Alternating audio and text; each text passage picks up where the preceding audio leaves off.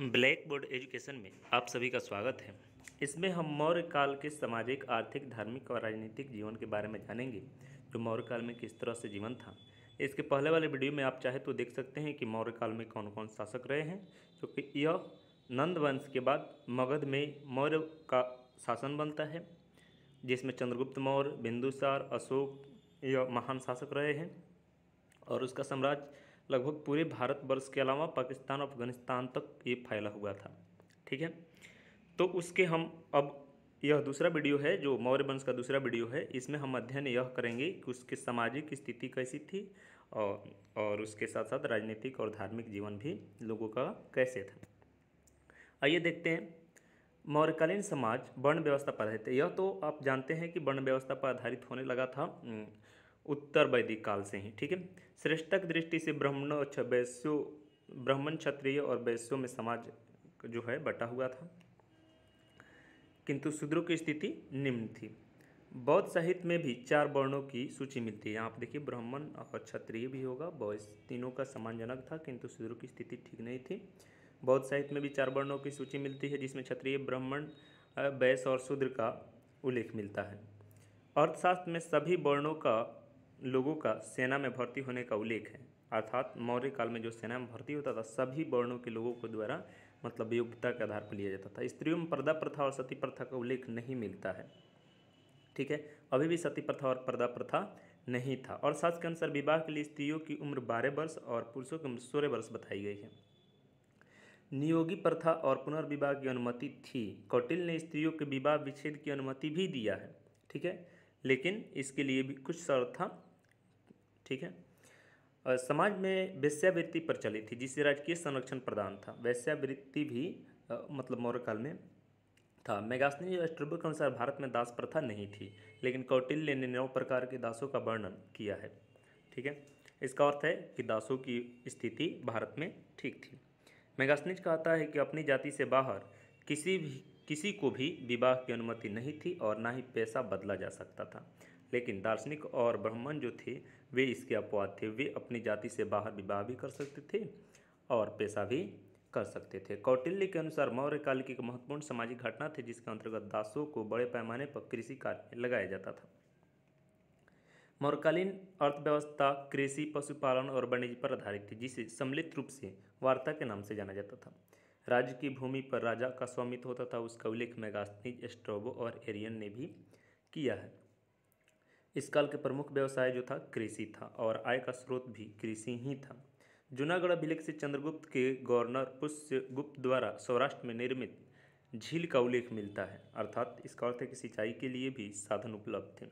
सिंचाई कर जो है 1/2 हिस्सा लिया जाता था। मौर्यकालीन उद्योग व्यापार उन्नत था। सूती वस्त्र प्रमुख केंद्र बनारसी, वत्स, महिष्मती, पुंद्रु और कलिंग थे।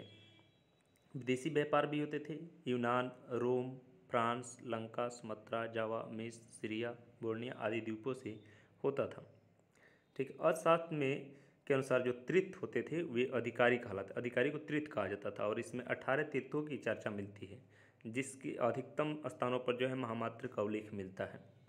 मंत्री, ये 18 जो है यहाँ पर नाम दिए गए। मंत्री प्रधानमंत्री होता था, पुरोहित धर्म एवं दान विभाग का प्रधान, सेनापति सैन्य विभाग का, युवराज राजपुत्र होते थे। ठीक है, उस तरह से दुर्गपाल दुर्ग रक्षक और अंतपाल सीमावर्ती का रक्षक होता था।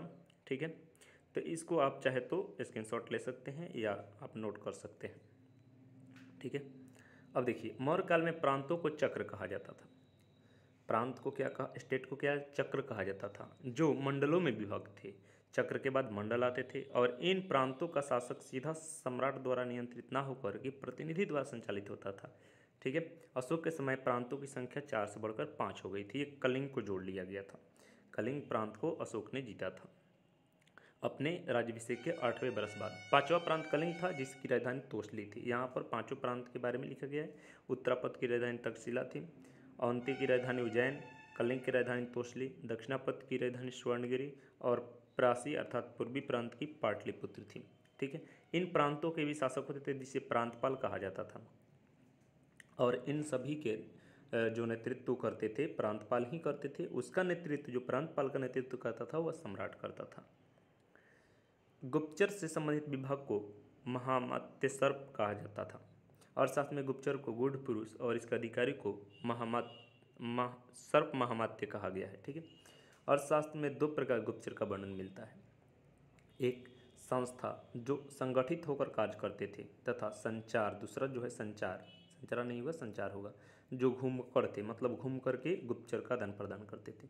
गुप्तचर के अलावा शांति व्यवस्था बनाए रखने के लिए, अपराध को रोकने के लिए पुलिस विभाग भी होती थी, जिसे अर्थशास्त्र में रक्षण कहा गया है। ठीक है। सैन्य व्यवस्था, 6 प्रकार की सैन्य व्यवस्था थी मौर्य काल में। और देखिएगा इसमें कौन कौन से आते हैं, पैदल सेना, अश्व सेना और गज सेना, रथ सेना और नौसेना। नौसेना भी उस समय भी था। ठीक है, नेवी भी था। सैन्य प्रबंध का सर्वोच्च अधिकारी अंतपाल कहलाता था तथा और प्रत्येक समिति में 5 विशेष सैन्य विशेष होते थे। ठीक है। पैदल सेना, अश्व सेना, ये सब जो थे उसकी मतलब मौर्य काल में व्यवस्थित थी। और ध्यान रखिएगा, सेना में सभी वर्णों से लोगों को लिया जाता था। ठीक है। मौर्य काल में धर्म, अब देखिए धर्म, इसमें वैदिक धर्म, बौद्ध धर्म, जैन धर्म तथा आजीवक धर्म मतलब था। ठीक है। सम्राटों में अगर देखा जाए, चंद्रगुप्त मौर्य जैन धर्म का अनुयायी था, बिंदुसार आजीवक का अनुयायी था और बौद्ध का अनुयायी जो था अशोक था। परंतु अन्य धर्मों के प्रति सहिष्णुता थी, किसी भी धर्म के साथ भेदभाव नहीं किया जाता था। आजीवक संप्रदाय क्या है? आजीवक श्रमण नग्न रहते थे और परिवारजकों की तरह घूमते थे।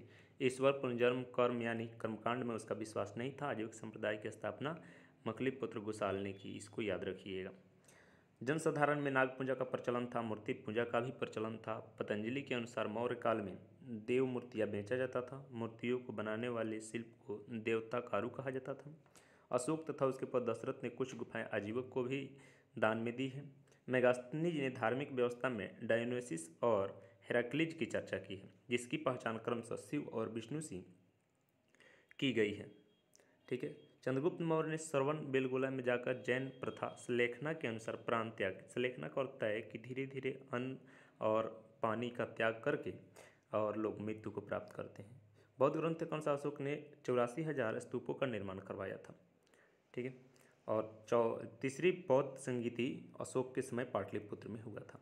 अशोक द्वारा भेजे गए बौद्ध प्रचारक देखिएगा, महेंद्र और संघमित्रा को श्रीलंका भेजा था, सोना और उत्तरा को स्वर्णभूमि भेजा था, धर्मरक्षी पश्चिम भेजा था। ये लोग हैं जिनको विदेशों में भेजा गया है अशोक द्वारा। Thank you.